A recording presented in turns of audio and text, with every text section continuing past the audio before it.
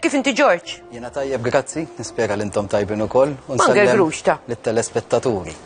Manger Grux. Il-ġimgħa li għaddiet kif bdejna billi fakkarna ċertu miżuri li jistaqsuna ħafna telespettaturi dwarhom. Isna għamilna introduzzjoni, però ma semmejniex kollox, George. Per eżempju, il-persuni vulnerabbli nsellmulhom minn hawnhekk, laqas biss indirizzajnihom. U anki il-carers grant, illi kombinazzjoni kien hemm min talabna nitkellmu dwarhom anki l-ġimgħa li għaddiet. X'tgħidilna dwar Mela, fuq il-persuni vulnerabbli, mela l-dwar is-sigurtà soċjali, minn barra li jipprovdi dawk li ngħidulhom il-pensjonijiet tal-bolla, jiġifieri li tkun ħallas bolla għalihom jew benefiċċji li tkun ħallas bolla għalihom, jipprovdi wkoll għal dawk is-sitwazzjonijiet fejn persuna minħabba il-kundizzjoni tagħha jew minħabba ċirkostanzi tal-ħajja tagħha ma tkunx tista' tipparteċipa fid-dinja tax-xogħol u allura la ma tistax tipparteċipa fid-dinja tax-xogħol ma tkunx qiegħda tħallas il-bolla. Iżda dwar is-sigurtà soċjali, il-liġi tas-sigurtà soċjali tipprovdi għal dawn il-persuni wkoll. Importanti li ngħidu illi sabiex daw il-persuni jiġu eligibbli għal dawk li ngħidulhom non-contributory benefits, ġifieri benefiċċji li mhumiex attaċjati mal-bolla, iridu jissodisfaw means test. Il-means test ikun huwa bħala kapital il-persuna singola ma tistax taqbes 14,000 euro bħala kapital. Issa l-kapital jista' jkun flejjes il-bank, proprjetajiet oħrajn apparti il-proprjetà li tkun qed tgħix fiha dik tiġi injorata. U kopja ma tkunx tista' taqbes bħala kapital 23,300. Importanti li ngħid ukoll illi l-għajnuna soċjali sal-2021 iż-żieda ta' fl-għajnuna soċjali f'kull budget kienet tkun 2/3 taż-żieda tal-għoli tal-ħajja. Mill-2022 il-qoddim iż-żieda lill-beneficjarji tal-għajnuna soċjali bdiet tingħata sħiħa fir-rata tal-għajnuna soċjali.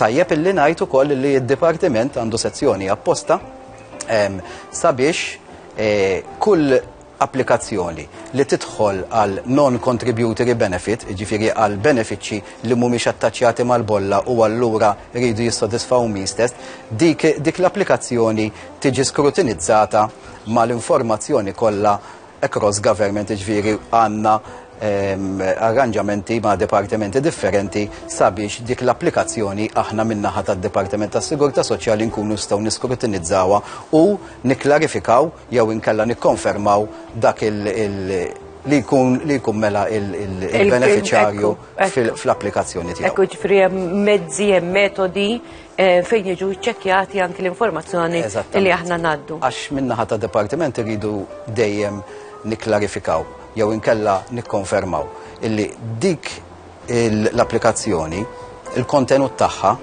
huwa veritir jew le. Ġifieri għandna diversi mezzi, għandna diversi arranġamenti ma' dipartimenti differenti sabiex inkunu nistgħu niċċekkjaw il-kontenut ta' dik l-applikazzjoni u nkunu ċerti illi dak il-benefiċċju qed imur għand min verament huwa ħaqqu. Għalissa maħniex nieħdu telefonati, ġifieri dak li jkun jekk intom tixtiequ tagħmlu kuntatt magħna, ibatulna SMS 50617000 qegħdin inkomplu fejn ħallejna l-ġimgħa li għaddiet jekk ikollna ċans ħan nirrispondu xi SMSs, imma xtaqt nitkellem ftit anke dwar il-carers grant illi talbuna biex nittrattaw it-telespettaturi. Eżattament, mela l-carers grant hija parti mir-riforma tal-carers allowances u l-carers allowances ir-riforma tagħha saret fl-2017, bdiet fl-2017. Qabel l-2017 konna nħallsu dik li ngħidula l-pensjoni tal-wens. Il-pensjoni tal-wens waqfet u bdew jitħallsu dik li ngħidula l-carers allowance u l-increased carers allowance. L-increased carers allowance titħallas lil dak il-carer li jkun qed jieħu ħsieb relativ pazjent 24 sija kuljum. U dak il-relativ pazjent. Jiġifieri dan qed ngħidu xi ħadd li jrid jiġi mill-pazjent. Eżattament, relativ ekku. U dak il-pazjent irrid ikun biex il-carer jirċievi l-increased carers allowance irrid ikun totalment dipendenti, ġifieri b'dipendenza għolja. Dik id-dipendenza għolja jew medja tiġi skrutinizzata permezz ta' questionnaires mediċi, jew Bartell Index jew Mini-Mental State Examination. Allura jekk il-pazjent joħroġ illi huwa fully dependent, hemmhekk jitħallas il-carer l-increased carers allowance. Jekk toħroġ li l-pazjent huwa ta' dipendenza medja, titħallas il-carers allowance li hija ftit inqas bħala pagament fil-ġimgħa. Tajjeb illi ngħidu li l-pensjoni tal-wens kif kienet qabel kienet tolqod biss lil dawk il-pazjenti relatives illi kienu bedridden jew wheelchair bound. Permezz tal-questionnaires Bartel Index u Mini-Mental State Examination u jew Mini-Mental State Examination hemmhekk qegħdin noħorġuha bħala pagament lil aktar nies, aktar pazjenti. Miftuħa iżjed issa. Eżatt, mhux għal dawk li jkunu bedridden jew inkella wheelchair bound biss. Komplet ir-riforma. Ir-riforma waslet għal carers grant.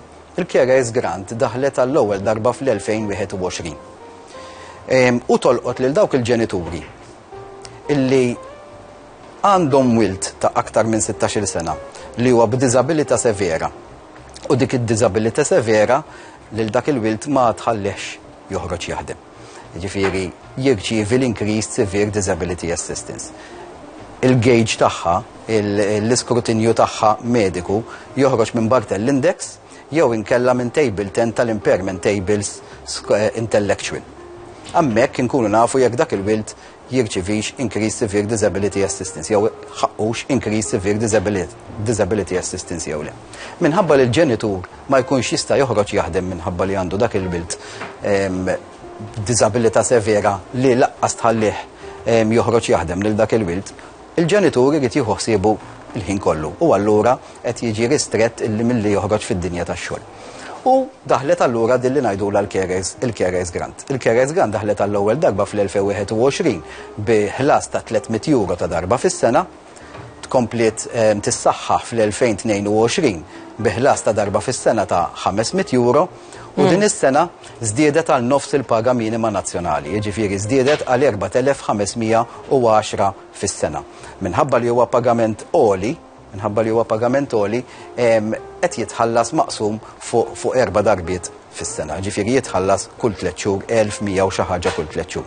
Tajjeb illi ngħidu dawn ma jkunx hemm għalfejn persuna tapplika għalihom. Għax id-data li għandna fid-dipartiment hija biżżejjed sabiex aħna nkunu nistgħu nħallsu awtomatikament lill-ġenitur li ma jkunx qiegħed jaħdem. Minħabba li jkollu wilt li jkun qed jirċievi Increased Severe Disability tal-SMS għax qed jidher in-numru tal-SMS. Importanti li tibatu SMS biss għax dawn l-SMS ma jiġux għandi, imorru għand is-Sur Cremona biex jiġu riżolti il-mistoqsijiet ta' dawn it-telespettaturi tagħna. Meta tirċevejt SMS jiena għax damar għand xi ħadd ieħor illi naturalment issa ngħaddihulek ħalli tkun tista' tirrispondi. Talbuna wkoll biex nitkellmu ftit għal fatt illi bħalissa qed tippruvaw jew qed isir minn kollox biex titnaqqas anke d-dipendenza soċjali. X'infissru biha din? Mela d-dipendenza soċjali hija meta persuna tinqabad f'dik li ngħidula l-benefit trip, ġifieri tibda tirċievi l-għajnuna soċjali jew l-għajnuna soċjali għal disimpik u tinqabad fih. Ma tibqax tipprova toħroġ fid-dinja tax-xogħol. U allura għalhekk daħlu l-Making Work Pay Policies u daħal it-tapering tal-benefiċċji fl-2014 u baqa' jissaħħaħ matul is-snin dat tapering tal-benefiċċji jolqot lil dawk il-benefiċjarji soċjali li jirċievu għajnuna soċjali jew għajnuna soċjali għal disimpik. Jekk isibu xogħol, l-għajnuna soċjali ma teqfilhomx b'mod immedjat.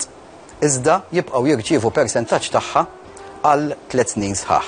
Minn din is-sena issaħħaħ dan il-benefiċċju b'10% u allura t-tapering tal-benefiċċji għal min ikun qiegħed jirċievi għajnuna soċjali, jkun ilu iktar minn sena jirċievi għajnuna soċjali u jsib xogħol fl-ewwel sena jibqa' jitħallas 75% tal-benefiċċju li kien jirċievi, fit-tieni sena jibqa' jirċievi 55% tal-benefiċċju li kien jirċievi u fit-tielet u l-aħħar sena jibqa' jirċievi 35% tal-benefiċċju li kien jirċievi.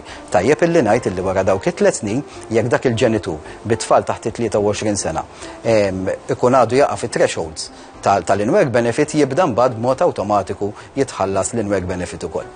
Tajjeb, jiġifieri hekk spjegajna ftit daw ħankunu nistgħu nittrattawhom anki grazzi għal mistoqsijiet li tagħmlulna intom matul l-iskeda. Children's Allowance, George, għax ftit vera ftit nitkellmu dwarha di. Eżattament, il-Children's Allowance dis-sena raġa ġie msaħħaħ, jiġifieri kull wilt tingħata 9 euro iktar. Jiġifieri koppja żdidela il-Children's Allowance b'9 euro iktar għal kull wilt ta' dik il-kopja. Tajib, ġifiri, ekk almenu trattajna ftit propju anki suġġetti li U Romol ukoll Angela, Romol dis-sena ġew forsi hija miżura żgħira, imma hija importanti wkoll. Romol li jkunu qegħdin jaħdmu minn din is-sena jekk ikunu jissodisfaw it-test tal-bolla, it-test tal-kontribuzzjoni tas-sigurtà soċjali, jistgħu japplikaw ukoll għall unemployment benefit, jiġifieri jekk jirreġistraw u jgħaddu mit-test tal-bolla se qegħdin jirċievu unemployment benefit, sickness benefit u kif ukoll jekk iweġġew fuq il-post tax-xogħol l-injury benefit ukoll. Jiġifieri hemmhekk ir-Romol minn din is-sena bdew jiġu eligibbli għal dawn short term benefits ukoll.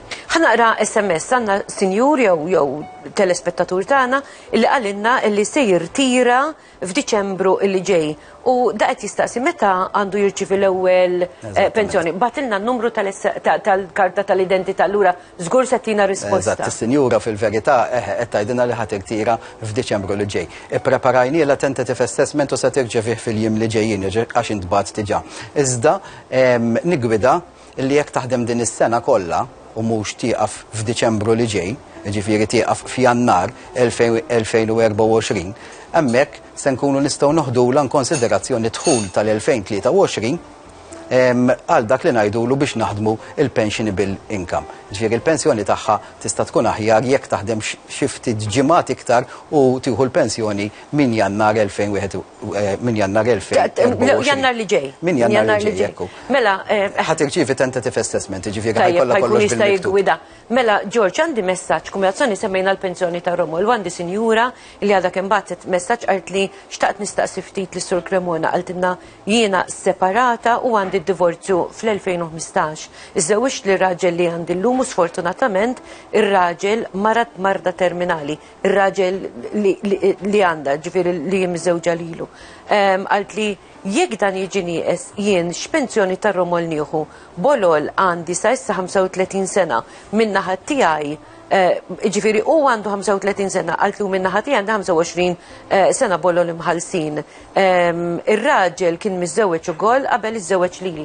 Ma tatniex in-numru tal-karta tal-identità għax kieku għaddit ilna n-numru tal-karta tal-identità kien ikollna iżjed nkunu nistgħu nċemplula u fl-istess ħin fil-verità ċempilniela imma ma weġbitx.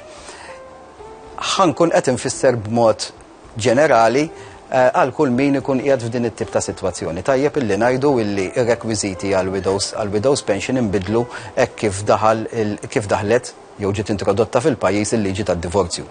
Hemmhekk inbidlu il-parametri favur ovvjament il-Romol. F'dan il-każ partikolari tinħadem ir-rata tal-pensjoni ta' Romol skont il-konjuġi, skont il-bolol tal-konjuġi li ġie nieqes, hemmhekk imbagħad toħroġ ir-rata applikabbli. Ir-rata applikabbli tinqasam bejn iż-żewġ widows. Ma tinqasamx imma nofs bin-nofs.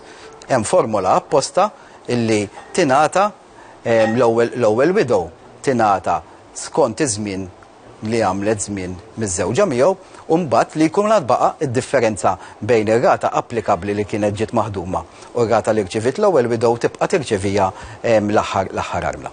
Tajb, ħani konkludu hawnhekk George għax sarilna l-ħin inweddu lit-telespettaturi meta jerġa' jkun magħna forsi nirrispondu aktar SMS u fuq kollox anke niftħu l-linji tat-telefon biex ikollna kuntatt dirett anke mat-telespettaturi. Nirringrazzjak niltaqgħu bħal-unt minn tiegħek. Grazzi lilkom. Grazzi ħafna. Aħna min-naħa tagħna ftit tarif pubbliċitarju.